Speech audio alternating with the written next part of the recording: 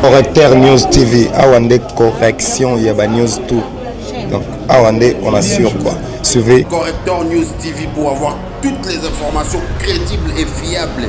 Correcteur News avec Yemoko Rachou. Rachou, la caramel, check.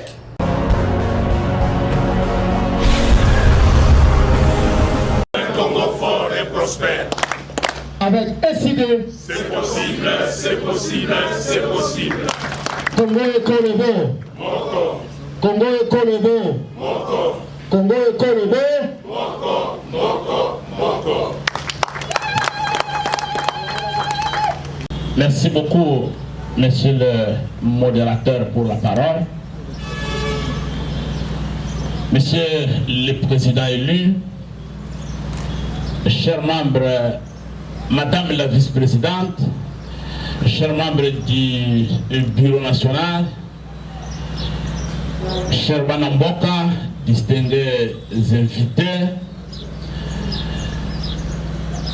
le pays, comme l'avait déjà prédit il y a plusieurs années, le président élu est en train de sombrer chaque jour qui passe. La province du Bawele, dans la province du Bawele, certains territoires sont aujourd'hui occupés par les groupes armés, les Seleka, les Antibalaka et les Mororo. Dans la province du Haut-Wele, on n'en parle même pas. Une grande partie du territoire est occupée par les Mororo venus du Sud-Soudan. La situation de l'Ituri vient de nous être décrite. Le Nord Kivu également. Nous avons oublié que jusqu'à présent, dans le Sud Kivu, dans les hauts plateaux, la situation de Minembwe n'a pas positivement évolué. Jusqu'aujourd'hui, l'insécurité règne et des parties importantes de notre territoire sont occupées par des milices instrumentalisées par les pays voisins. Dans le Tanganyika,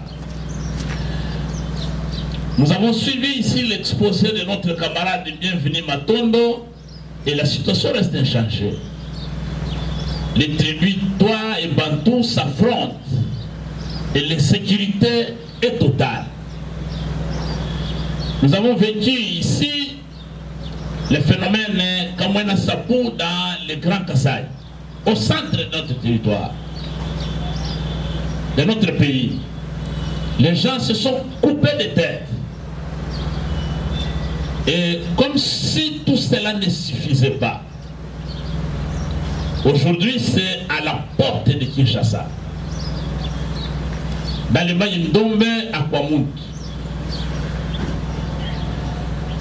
Chers camarades, chers Banamboka, vous avez suivi les tweets du président sur l'évolution de la situation sécuritaire à Kwamout.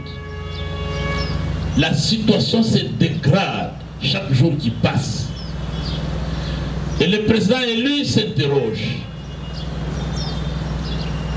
Et cette interrogation, c'est une interpellation pour la communauté nationale et pour la communauté internationale. Que font ceux qui dirigent les pays par défi? À chaque fois qu'il y a des manifestations pacifiques de la Mouka, on déploie un arsenal important de la police, même de l'armée, pour réprimer les manifestants pacifiques. Ici à Kinshasa. Mais nous sommes à moins de 200 km à la porte de Kinshasa. Les images qui nous parviennent sont horribles à voir. Et nous sommes dans l'impossibilité d'identifier qui fait quoi concrètement. Je vais faire un recul théorique pour faire comprendre si réellement il y a un État, il y a un gouvernement dans notre pays. Dans l'ancien temps, les gens vivaient dans ce qu'on appelait l'état de la nature. Dans cet état de la nature, c'était la loi du plus fort. C'est la jungle. Chacun, le plus fort, pouvait faire ce qu'il voulait. Et à un moment donné, les êtres humains se sont regardés pour se dire Dieu, le créateur du ciel et de la terre, nous a fait grâce en tant qu'être humain. Si les animaux, les oiseaux, les reptiles comme les serpents sont dépourvus d'intelligence, mais dis-moi pour nous les humains, Dieu nous a doté l'intelligence qui nous différencie des autres êtres sur la terre. Comment nous pouvons vivre comme les animaux? Et les hommes sur la terre ont créé ce qu'on a appelé le contrat social.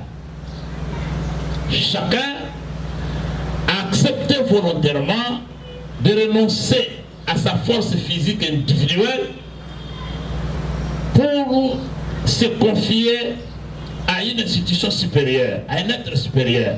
C'est cette institution qu'on a appelée l'État.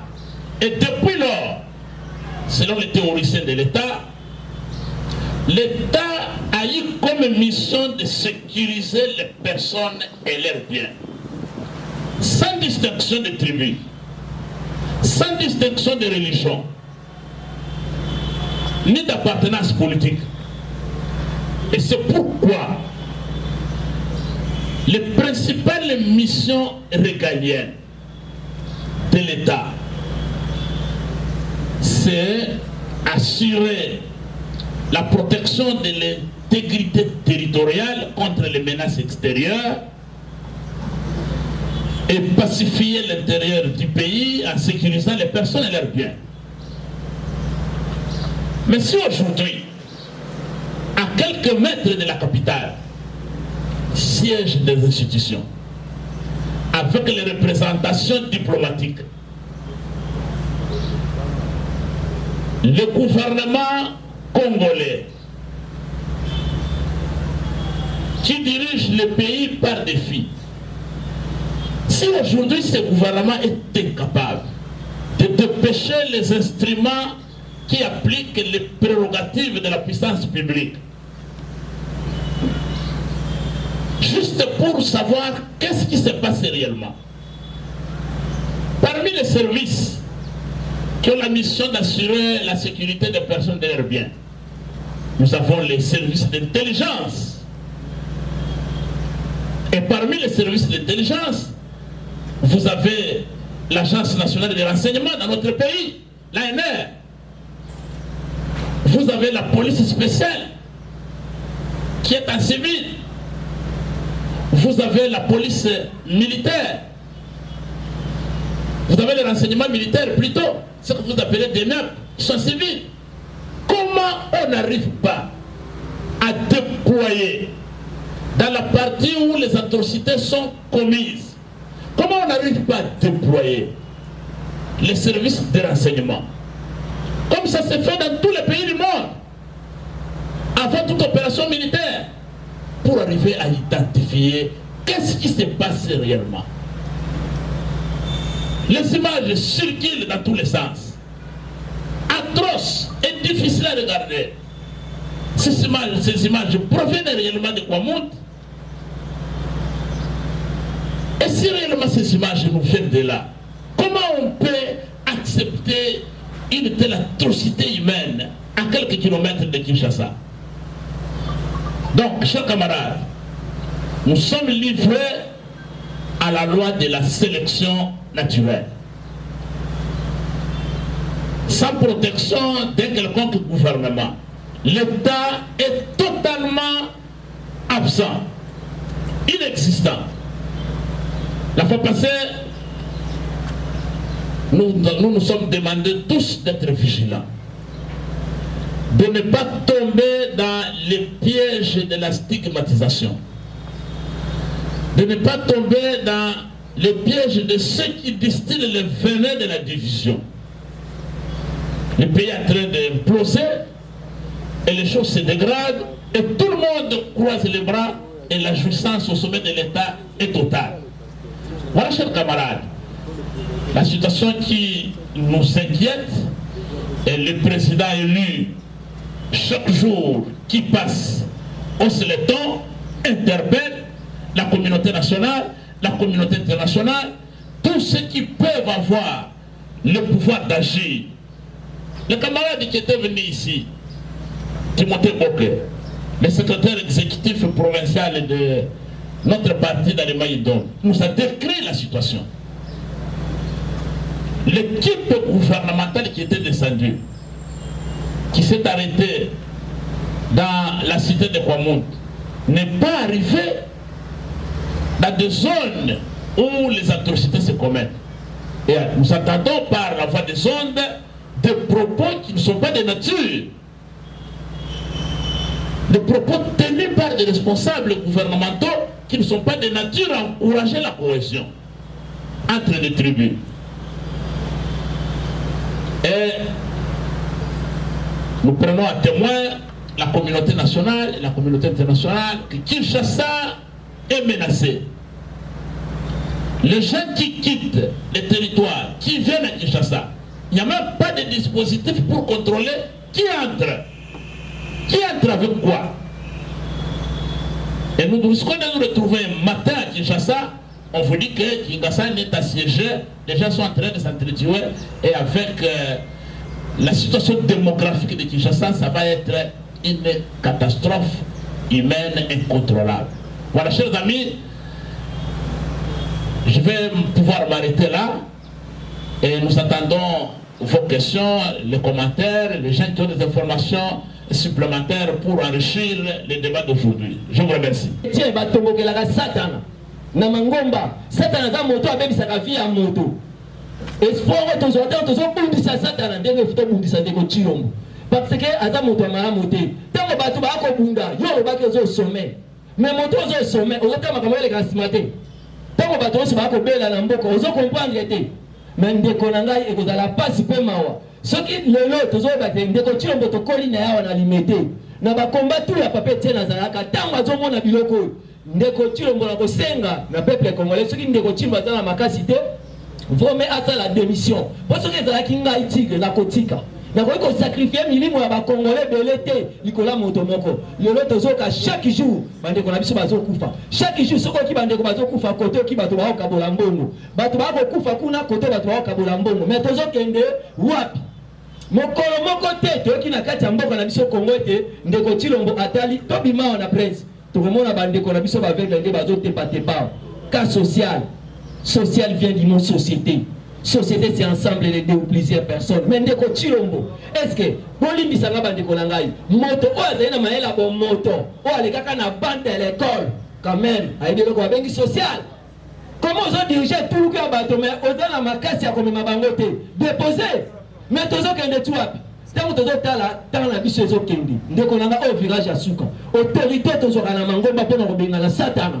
Peuple congolais soit conscience. Affaire eux, les a Chilombo te za biso ba congolais. Ceux qui tolandi les ali passe. Merci beaucoup.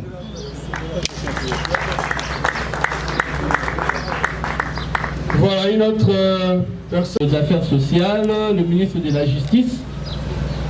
Et également le ministre des Droits humains qui sont arrivés là-bas échanger avec les responsables de la province du Kwango.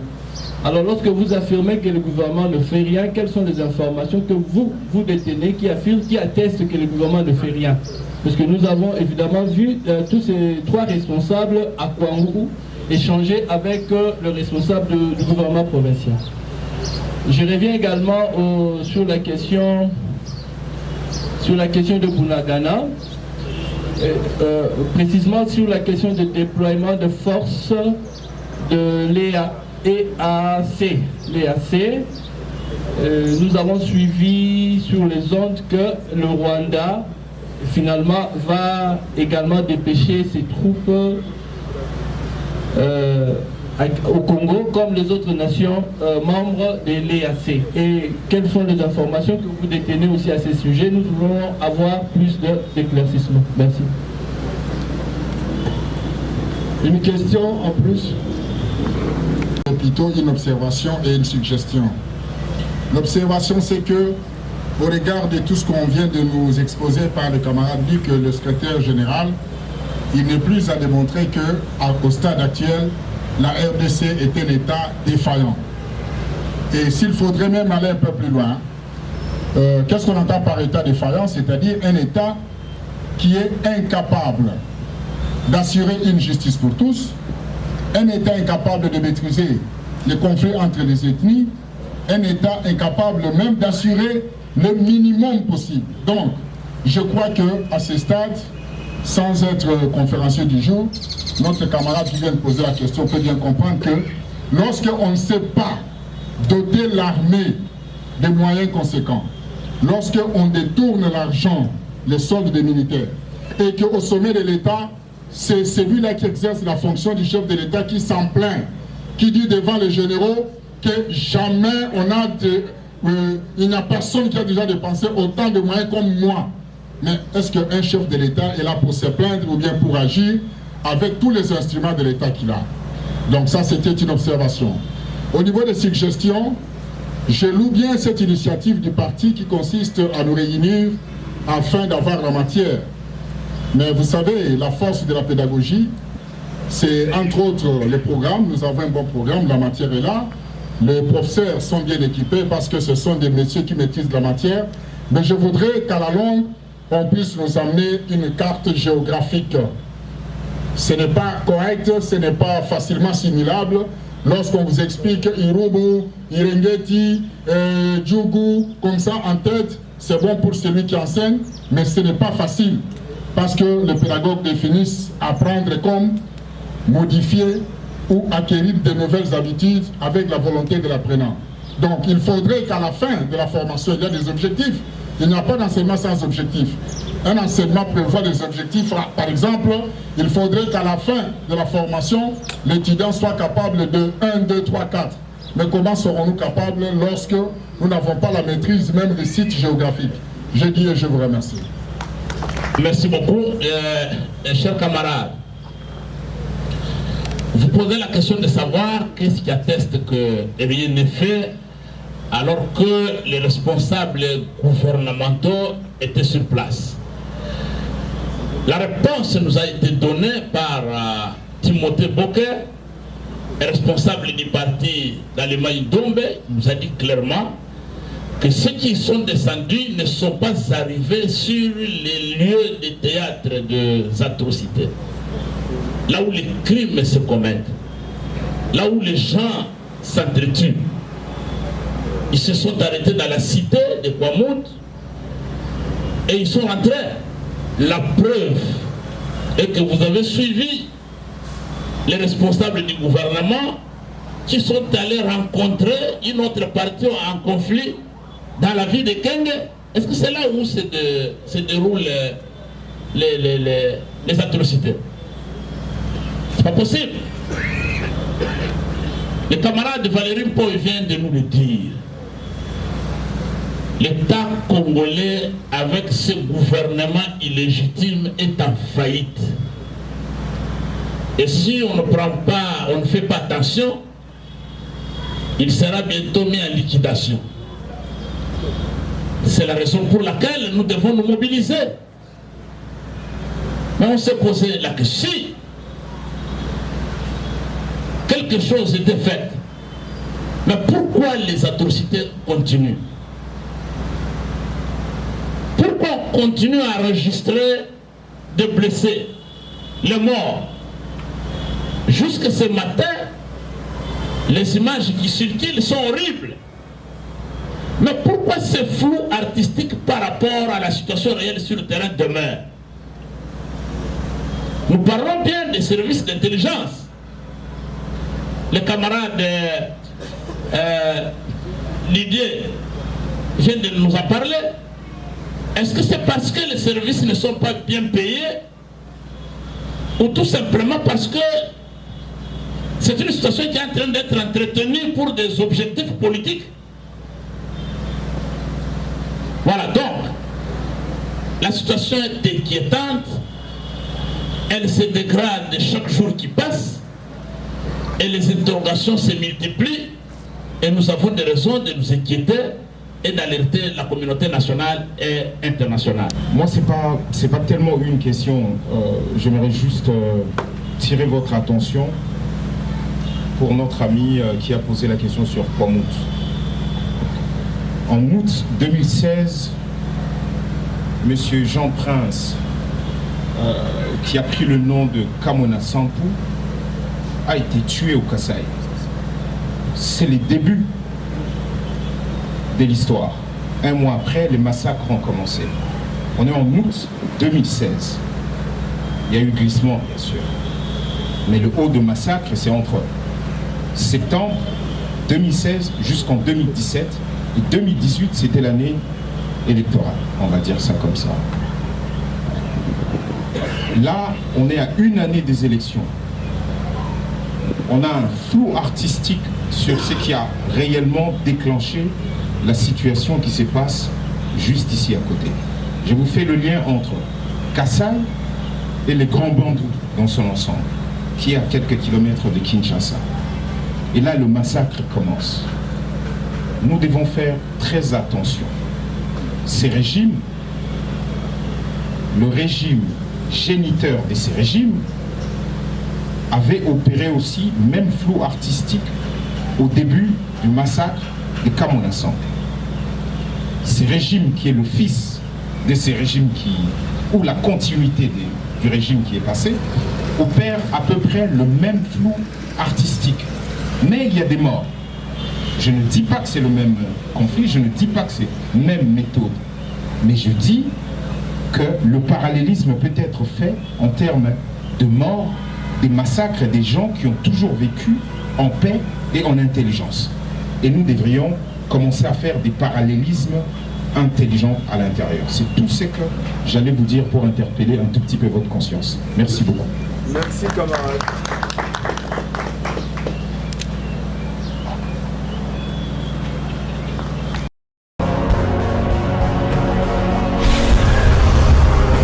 Correcteur News TV, Awande correction, il y a news tout. Donc, Awande, on assure quoi. Suivez Correcteur News TV pour avoir toutes les informations crédibles et fiables. Correcteur News avec Yemoko Rachou. Rachou, la caramel, check.